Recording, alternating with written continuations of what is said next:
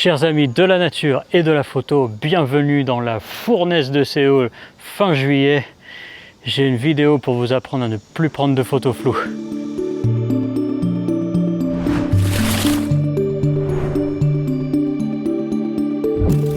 Bienvenue à Talmasa, un temple auquel je suis déjà venu, je vous en reparle un petit peu après. Et je vais vous aider à ne plus faire de photos floues. Si votre appareil photo n'a pas de problème, vos objectifs non plus, ou que vous ne prenez pas de photos intentionnellement bougées, mais que vos photos sont toujours un peu floues, cette vidéo est pour vous. J'ai identifié 3 raisons pour lesquelles vos photos ne seront peut-être pas nettes. La première est la diffraction, la deuxième, le mouvement, les vibrations, le bouger, et la troisième, le front and back focusing. Je suis désolé, j'ai pas trouvé en français. Restez au cours de cette vidéo et vous saurez ce que c'est, peut-être que ça vous concerne. Avant de commencer, likez la vidéo et abonnez-vous. Je le dis jamais en début de vidéo, mais là il fait tellement chaud, c'est la saison des pluies, mais là il y a une éclaircie qui me brûle. Donc un abonnement par goutte de sueur, ça serait extraordinaire. Je pourrais même arrêter mon boulot pour ne faire plus que des vidéos pour vous.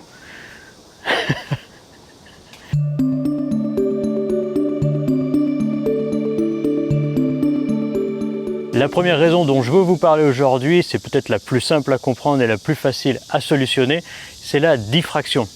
La diffraction, si vous ne savez pas ce que c'est, très rapidement, c'est un phénomène optique qui est lié à la façon dont la lumière passe dans de petits espaces comme l'iris de l'objectif. Plus votre iris est fermé et plus la profondeur de champ sera profonde, c'est-à-dire que tout sera au point. Plus votre iris est ouvert et plus la zone de netteté se retrouvera raccourcie. Mais il y a une limite à cela, c'est quand l'iris est fermé trop petit, alors il y a un phénomène inévitable du parcours de la lumière à travers l'objectif qui est que ça rendra l'image un peu floue. Une ouverture normale, on voit ceci, et une ouverture en diffraction, on voit cela.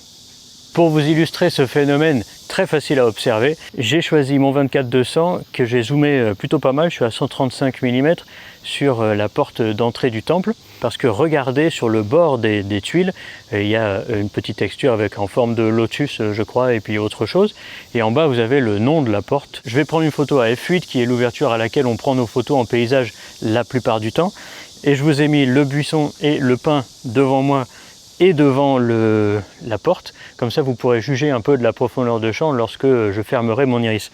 Donc je suis à f8, 1/40 de seconde et à ISO le plus bas possible de mon appareil. Je vais prendre la photo, et là vous voyez que tous les détails de la porte, autant le nom que la texture sur les tuiles, sont parfaitement nets.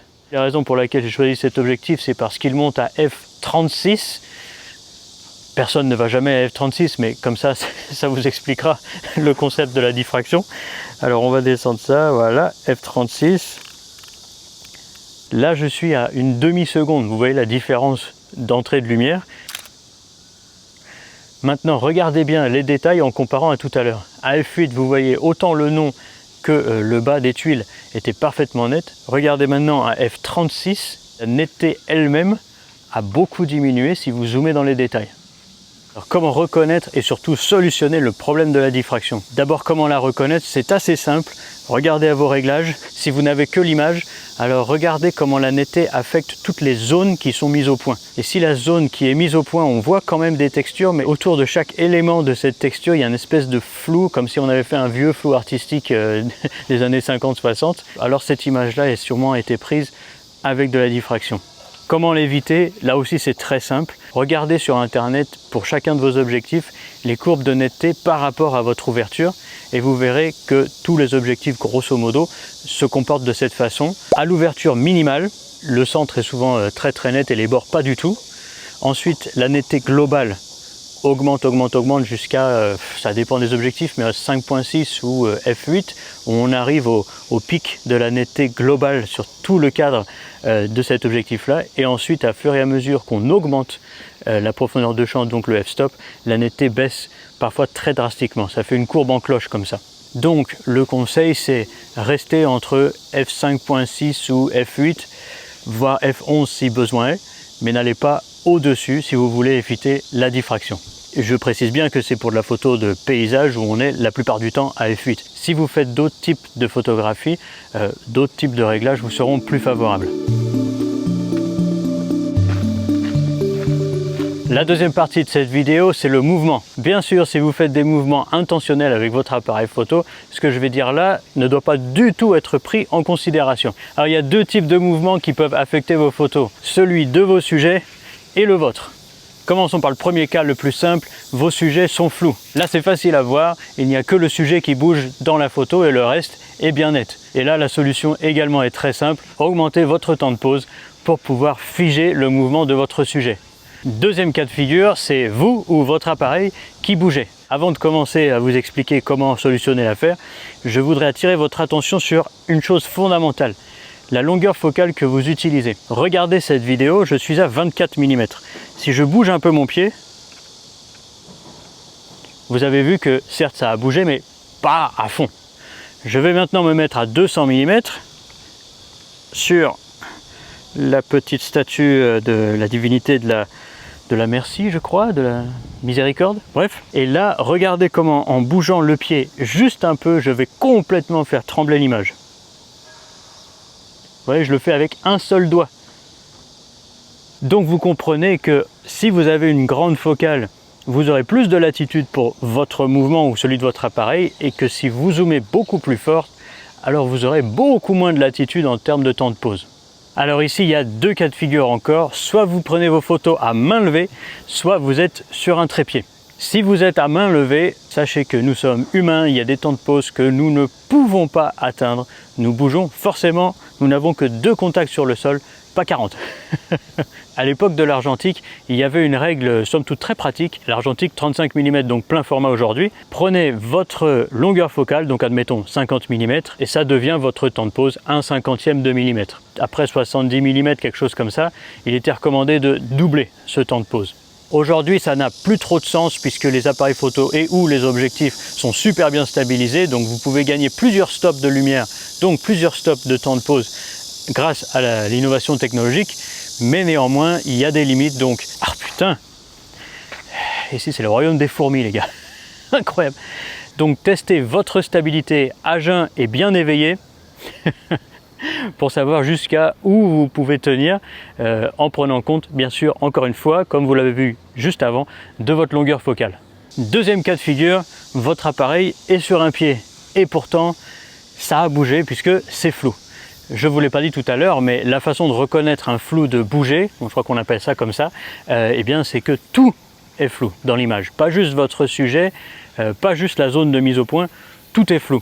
Lorsque vous êtes sur un pied, les conditions atmosphériques et votre doigt sont les deux choses les plus importantes à voir. La première, évidemment, c'est votre doigt. Si vous appuyez comme une brute sur le déclencheur, l'appareil photo va trembler jusqu'à ce qu'il arrête et qu'il se stabilise. Eh bien, si vous prenez cette photo dans cet espace de temps, tout sera flou. Donc, allez-y doucement. Deuxième conseil, si votre appareil photo vous le permet, prenez votre photo en appuyant sur l'écran.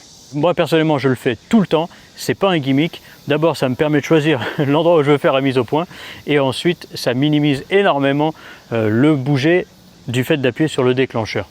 Une autre astuce que vous pouvez, non, que vous devez utiliser si vous appuyez comme un bourrin sur le déclencheur, c'est mettez un petit timer. Si vous utilisez un grand angle, je sais pas moi, 2 secondes de timer, ça devrait suffire amplement. Mais si vous utilisez une grande focale, 10 secondes, ça sera pas trop le temps que tout se stabilise. Une autre chose que vous pouvez faire pour éviter les mouvements qui sont dus à vos doigts, c'est d'utiliser une télécommande soit à fil, soit sans fil, ou l'application sur votre téléphone si votre marque et votre modèle sont compatibles. Ça évitera toute vibration due à votre surpuissance digitale. La deuxième chose à voir, c'est les conditions dans lesquelles vous êtes. Là maintenant tout de suite, il n'y a pas beaucoup de vent, il ne pleut pas, il ne neige pas, c'est assez tranquille, il fait un peu chaud, je transpire beaucoup, certes, mais ça n'influence pas le mouvement de l'appareil photo. Mais s'il y a beaucoup de vent, il vous faut donc un trépied, on va dire, costaud, qui tient un peu tout ça. Il en va de même si votre trépied se trouve dans l'eau, soit dans un cours d'eau, soit à la mer où les vagues tapent dessus. C'est pareil, si votre trépied est trop bon marché ou trop fin, ça va vite faire trembler tout ça. Et vous avez vu tout à l'heure, juste avec mon doigt, comment j'ai fait bouger le 200 mm en tapotant sur la, je sais pas, la croche de ma rotule. Donc regardez vos conditions et si vous voyez qu'il y a du vent ou que vous mettez votre appareil dans un endroit en mouvement, il vaut mieux avoir un pied qui soit plutôt solide. Un conseil que je peux vous donner, hormis la qualité de votre trépied, c'est que si c'est possible pour l'angle que vous cherchez, raccourcissez la longueur des jambes. Plus les jambes sont longues et plus elles ont de prise au vent ou à l'eau, et donc elles font trembler tout l'édifice. Alors que si vous raccourcissez tout ça, il sera beaucoup plus solide. Donc si c'est possible à ce moment-là, raccourcissez votre trépied, c'est une super idée.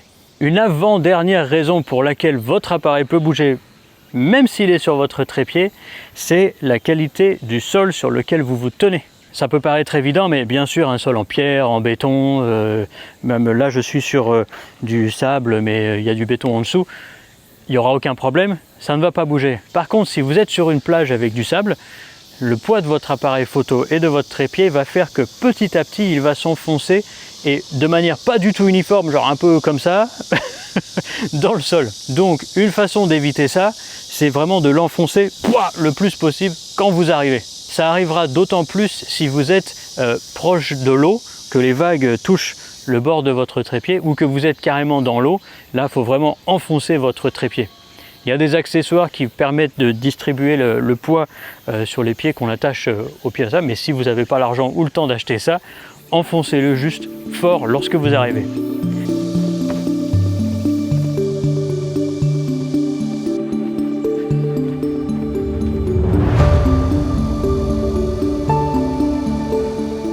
Si vous me suivez, vous connaissez déjà cette vue. Je suis déjà venu dans cette vidéo, je vous encourage à la regarder. Il y avait des éclairs épiques ce soir-là. Le temps que je déplie mon trépied, j'ai réalisé que j'ai oublié de vous donner une autre solution si vous êtes dans le vent ou la pluie. Si votre appareil photo vous le permet, allumez le stabilisateur. Ça dépend beaucoup de la qualité de votre stabilisateur, de votre marque, de votre modèle, entre autres. Mais ça peut vous sauver la mise aussi. Voilà. Oh, laisse tomber le petit passage de forêt, l'humidité, la chaleur. Et là, le deck, la plateforme en bois, là, elle reflète toute la chaleur. Pouah, je ne vais pas rester ici très longtemps, je me sacrifie vraiment pour vous, là. Et un dernier point que vous serez peut-être surpris d'apprendre, mais c'est peut-être que votre appareil joue contre vous. Là, ce que je veux dire, ça va surtout concerner les gens qui ont un réflexe avec un miroir à l'intérieur, parce que le miroir, il faut qu'il se lève pour que la lumière passe vers le capteur et qu'ensuite il se referme. Et ce mouvement fait trembler l'appareil photo. Oh putain, il fait chaud. Hein. Oh là là. Il fait chaud. Il fait pas super chaud, mais il fait tellement humide. Oh, j'en peux plus. Je pense que je vais reprendre une deuxième douche en rentrant. Le conseil que je vous donne, pour ceux qui ont réflexe à miroir, dans mon expérience, le plus efficace, ça reste l'obturateur électronique. Car à ce moment-là, il n'y a rien qui bouge, donc c'est parfait.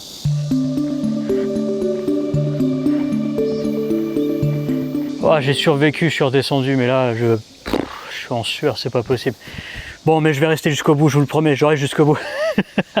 Si vous avez fait tout ce que je vous ai dit dans la première partie sur la diffraction et la deuxième pour empêcher les mouvements de votre appareil photo ou de vous, et pourtant vous trouvez que la mise au point...